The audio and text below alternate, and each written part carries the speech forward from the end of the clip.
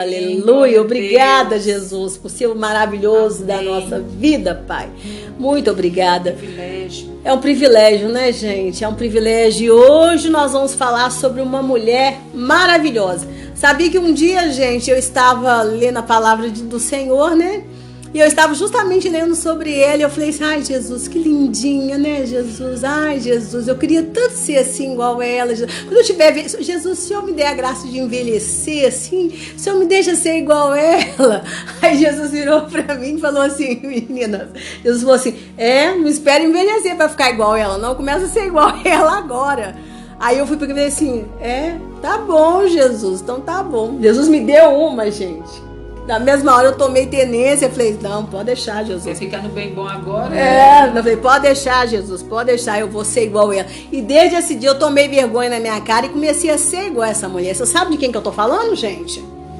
Sim, Ana profetiza. Profetiza Ana. A profetiza Ana. É a Ana, mãe de Samuel, não, viu? Pegou Jesus nos braços. Isso, é a Ana, aquela senhora ali idosa, profetiza, já idosa, que pegou Jesus no colo. Ficava ali no templo orando, jejuando, até o dia que ela viu Maria entrar com Jesus no colo e ela carregou Jesus. Ô, gente, que coisa linda, né? Coisa linda. E eu ali pedindo, e eu ali vendo, lendo a Bíblia ali, eu pude imaginar Ana. E eu falei com Jesus, Jesus, se um dia o Senhor me der a graça de envelhecer, Jesus, só deixa eu ser igual a Ana? Jesus falou, Começa agora. Começa agora, ser igual a Ana agora. Mais de jejum, mais de oração, tá? Aí eu falei, tá bom, Jesus. E criei vergonha na minha cara, né, gente? Então, vamos orar? Deus, em nome do Senhor Jesus, Pai, que o Senhor, nessa tarde, esteja conosco, esteja com a minha irmã de casa, com o meu irmão que esteja nos ouvindo. Que o Senhor venha abençoar a nossa semana, que seja uma semana agradável a Ti. Amém. E aquilo, Senhor, que estiver levantado, que o inferno levantar contra as nossas vidas, que o Senhor venha jogar por terra em nome do Senhor. Amém, Jesus. Para que nós tenhamos uma semana do Teu agrado. Em nome do Senhor Jesus. Amém e amém. E o nosso texto já está lá no Evangelho de Lucas 2, do 36 ao 38. Lê pra gente, Maristela, fazendo favor. E estava ali a profetisa Ana, filha de Fanuel, da tribo de Asser. Esta era já avançada em idade e tinha vivido com o marido 7 anos, desde a sua virgindade. E era viúva de quase 84 anos. E não se afastava do templo, servindo a Deus em jejuns e orações de noite e de dia. E sobrevindo na mesma hora, ela dava graças a Deus. E falava dele e todos os que esperavam a redenção de Jerusalém. Lucas 2, 36, 38. Gente, então vamos à nossa primeira pergunta de sempre, né? Quem era a profetisa Ana? Então veja que o texto começa nos dizendo que Ana era uma profetisa. Olha para você ver, profetisa. E nós já vimos aqui quando nós falamos sobre a profetisa Débora, né?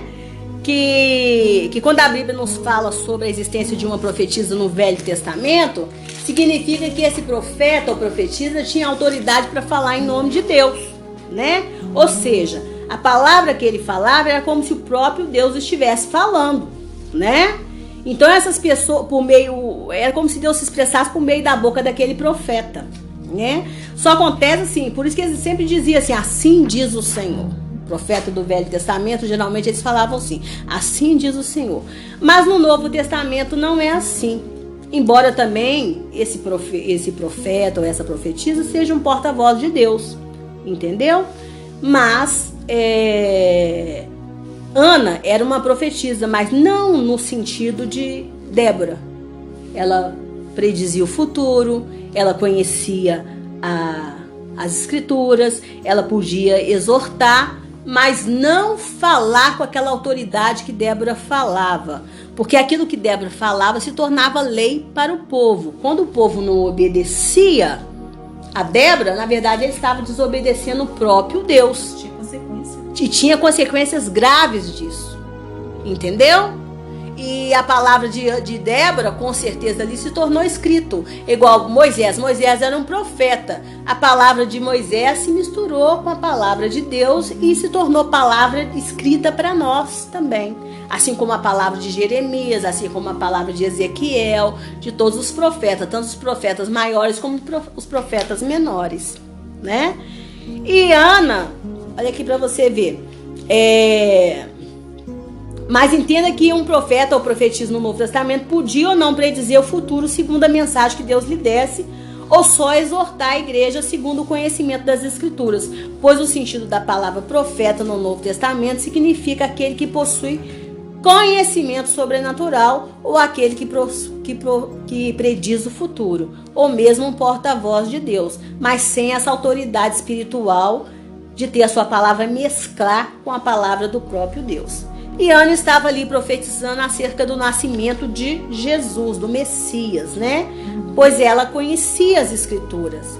E o nome Ana significa graça, favor.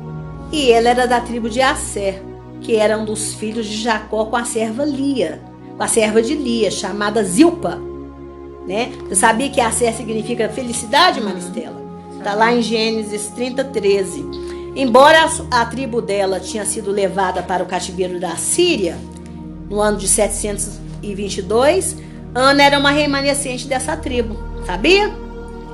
Olha para você ver, por isso que ali Lucas, né, fez questão de relatar que ela era uma remanescente dessa tribo, né? E o texto diz que Ana viveu 7 anos com o marido, 7 anos. Olha para você ver, uma mulher casou e viveu só 7 anos casada. Pouquinho, Ana, e depois o marido morreu e ela já era viúva de 84 anos. Então veja que Ana não se casou novamente, né? E que nesse tempo todo que ela viveu ali a sua viuvez, ela não se apartava do templo noite e dia, ela ficava ali, pois ela ficava em jejuns e orações na presença de Deus, né? E ela era conhecedora de todas as profecias messiânicas, né? E das promessas de um Salvador, assim como Simeão, que também estava lá. Isso, né? Então, quando Ana viu a Maria entrando com José, né, e com Jesus, com aquele bebê recém-nascido ali no colo, ela reconheceu que ele era o Messias, gente. Que coisa linda, né? Ela reconheceu, né? E ela começou a louvar a Deus. E aí ela começou a louvar a Deus e começou a falar com o povo, né? Olha, esse é o Messias, esse é a criança esperada, esse é aquele. Talvez ela começou a citar ali o texto de Isaías, né? De Isaías, que fala sobre, né? Que ela já sabia, né? Veja, gente, que naquela época uma menina já era liberada para o casamento aos 14 anos de idade, né? Então, se Ana viveu com o marido 7 anos, então ela ficou viúva aos 19 anos de idade, digamos. Filhos, não. O texto não fala que ela teve filhos, não. Então ela podia ter e podia não ter. Ela ia ficar o tempo todo ali no templo. Mas ó, vai escutando. E ela já era viúva de 84 anos. Então alguns teólogos, fazendo essa conta, deduzem que Ana tinha 105 anos. Ela é bem idosa, né? Bem idosa. Então ela já era bem idosa, gente. Olha que bonitinha. E ela preservou toda a sua vida no tempo se dedicando à obra do Senhor, gente. Né? É mais provável que ela não tivesse tido tempo de ter filhos. Por isso que ela dedicou, né, o tempo. Por isso que ela se dedicou. O texto diz que Ana era viúva, aqui ó, né, de quase 84 anos, né? Será que nesse tempo, gente, vamos fazer uma pergunta aqui pra gente tentar responder. Será que nesse tempo Ana não pensou em se casar? Será que nesse tempo ela não sofreu nenhuma aflição na carne? Né? Vontade de ter um marido? Será que ela não sentiu essa vontade, esse desejo? Ou será que ela não sentiu nenhum desejo latente que a convidasse constantemente para se entregar aos prazeres carnais, né? E ter uma vida normal como a de outras mulheres de sua época? Será que durante esses anos todos ela não se sentiu tentada a sair do seu propósito divino? Porque ela era uma profetisa, gente, né? E quem é profetisa sabe que é profetisa, porque é o dom, né? O dom que o Senhor deu. Eu não tenho que falar que você é uma profetisa, Simone. Você sabe o dom que o Senhor te deu. Você sabe o dom do Espírito Santo que Ele te deu. Você sabe, Maristela, o dom do Espírito Santo que Ele te deu. Tem gente que fala assim, eu não dou. Quando a pessoa fala, eu não tenho o dom do Espírito Santo, é porque ela sabe que ela não tem. Às vezes, Porque às vezes a pessoa vê como dom só os dons visíveis, que é o dom de línguas, o dom de profecia. Ela pode não saber os outros dons. É porque ela não tem conhecimento dos outros dons. Mas a profecia, quem tem dom de profecia sabe que tem dom de profecia, gente. É um dom visível. Visível para quem tem e para quem conhece. A pessoa sabe que o outro tem um dom de profecia, gente. É um dom notável. Né? O dom de profecia é um dom notável. Não tem como, porque tem uns dons que não são notáveis. O dom de profecia é um dom notável. E ela sabia disso. Então, será que ela não se sentiu tentada a romper com isso? E, gente, ter um dom notável é uma responsabilidade. É uma responsabilidade. Você fica ali, ó, presa naquilo ali. Você sabe que é uma responsabilidade muito grande, né? Será que ela não se sentiu tentada a romper com isso, com essa intimidade com Deus, para ter uma vida normal como das outras mulheres que não tinha esse dom? Que não tinha essa responsabilidade sobre elas? Será que ela não se sentiu tentada? Você acha, Maricela, que ela não sentiu? Sentiu. Né? E eu não digo nem vida de pecado, tá, gente? Porque se Ana se casasse novamente, não era vida de pecado, não. Era normal ela querer se casar, ela era novinha, gente. Novinha, 19 aninhos, né? Seria uma vida absolutamente normal ela querer se casar novamente. Era jovem, podia buscar. Porque naquela época essas mulheres precisavam de marido para cuidar delas. Elas não tinham emprego, né? Isso mesmo. E se ela ficava no templo ali, gente, ela era mantida pelo templo, né? Pelo templo, com certeza. Pelo templo, né? Mas ela não, ela se dedicava ao jejum e oração, então ela era mantida pelo templo. Mas se ela quisesse se casar, seria absolutamente normal. Não seria pecado ela se casar novamente. Assim como não é pecado ninguém ficar viúva e casar. Tem gente que a pessoa fica viúva, a pessoa não quer que a outra casa, não. Nem homem, nem mulher, que é aquele que fica ali jurando amor eterno pro viúvo. O defunto, né? Porque hoje viúva é quem morreu, né? Gente, viúva é quem morreu. A pessoa morreu, né? Morreu, acabou. A palavra de Deus é bem clara, o compromisso com a pessoa morreu. É espantoso. Quando a pessoa às vezes morre, um mês depois a pessoa já tá lá. É isso que eu ia falar. Tem que ter aquele período, né? Tem que ter o período do luto. Vai sofrer uma semana depois. Aí... Eu sei que é espantoso, mas, gente, a gente não pode julgar, gente. A gente não pode julgar, porque a gente não sabe como que cada pessoa enfrenta a morte de um jeito. É a alma da pessoa, o que tá na alma. Teve um rapaz uma vez que ele ficou muito chateado com o pai, porque morreu, daí o mesmo pai já tava com outra.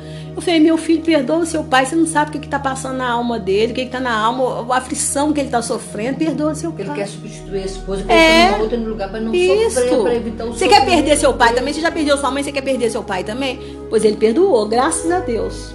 Porque você tem que olhar pra pessoa com um olhar de bondade, gente. Cada um enfrenta luto, morte de um jeito. Uai, você não pode julgar a pessoa, não. Agora é fato. Quem morreu, morreu. Morreu, já era. O outro tá livre. O casamento existe enquanto a pessoa tá viva, né? Então será de onde que veio a força de Ana? Agora vamos a outra pergunta. Então será de onde que veio a força de Ana para resistir a tudo isso? Ou vocês acham que ela era uma super mulher? Você acha que existe isso, Maricela? Super mulher? Não existe. Super mulher, super homem? Não existe, não. Ou existe um ser angelical? Existe não. Não, irmã, tem gente que é angelical. Não, aquela ali é uma santa. É uma santa mulher de Deus. Ô, santa mulher de Deus. Você acha que existe isso aí? Não existe, né, gente? É claro que veio dos muitos jejuns que ela fazia. Isso porque dentre todos os benefícios espirituais que o jejum nos traz, o maior deles é nos ajudar no desenvolvimento do domínio próprio. Você sabia disso? Dentre todos os benefícios que o jejum nos traz, tanto os espirituais como carnais, o domínio próprio é a melhor coisa que o jejum faz pra gente, tá? Pois entenda que uma pessoa que não se deixa ser vencida pela sua fome, ela consegue vencer tudo e todos que estão à sua volta. Veja que Jesus esteve no deserto jejuando por 40 dias. E no momento que ele teve fome, é que ele foi tentado pelo diabo. Ele não foi tentado antes, não. Nesses 40 dias ele não foi tentado, não. Ele foi tentado na hora que ele teve fome, gente. Então quer dizer, na hora que ele estava no ápice, naquele limite ali, né? E como que ele venceu o diabo? Pela confissão da palavra, né?